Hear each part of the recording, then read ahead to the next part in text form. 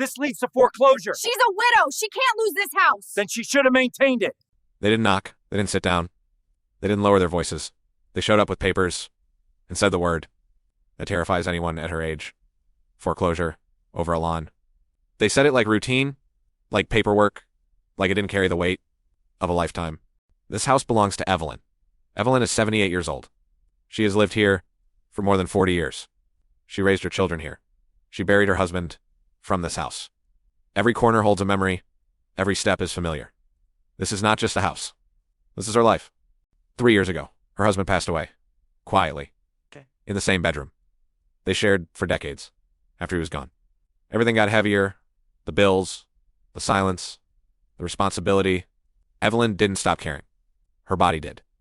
Arthritis in her hands, pain in her knees, shortness of breath. The mower sat untouched in the garage, not because she didn't want to use it, but because she couldn't. The grass didn't grow wild overnight. It grew slowly, week by week. Letters started arriving, HOA warnings, formal language, cold words, violation, deadline. She'll read them and folded them neatly. But she didn't understand how grass could threaten her home. Neighbors noticed. Someone said, she's letting the place go. No one asked why. No one knocked on her door. No one offered help. They just complained. And then we arrived. Before we even unloaded, voices were raised. Rules were quoted. They pointed at the lawn like it was proof of failure. They said, final note is, they said, this leads to foreclosure.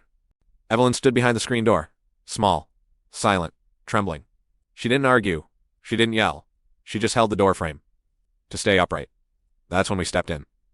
Because this wasn't about grass anymore. This was about a woman being pushed out of the last place she belonged. So we stayed.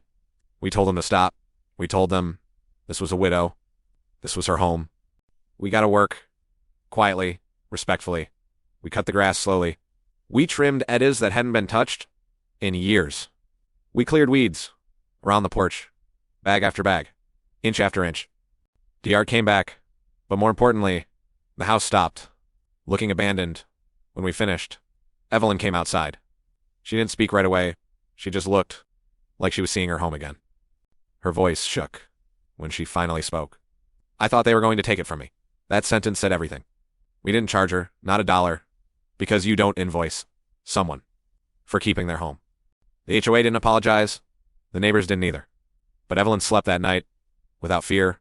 The world already has. Enough systems that punish weakness. We don't need more pressure. We need more humanity.